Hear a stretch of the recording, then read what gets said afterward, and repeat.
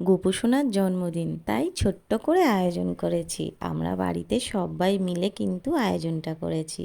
দেখো যত রকমের ভাজা আছে, পায়েস, সুজি, তাল বড়া, যত রকমের কিছু আছে করা যায়। যদিও তো 56 ভোগ করতে পারিনি। আর এই যে ক্ষীরটা, এটা কিন্তু নিজে হাতে বানিয়েছি আমি। আর সব কিছু যতটা সম্ভব করার ততটা করেছি। আর গোপুসোনার পুজো যেহেতু রাতে হয়ে থাকে, কিন্তু আমরা না বিকাল বিকালই করেছি। আর যেহেতু ঠাকুরমশাই পাওয়া যায় না, তাদের সময় অনুযায়ী আমাদেরকে পুজো করতে হয়।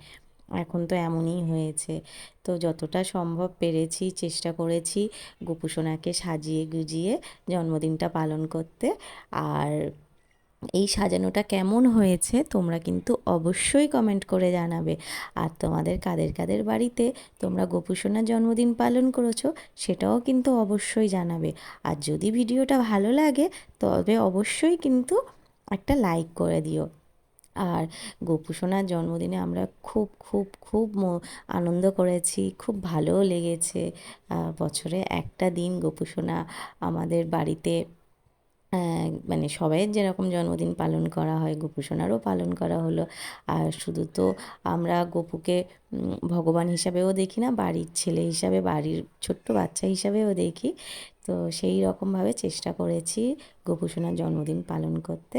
তো কেমন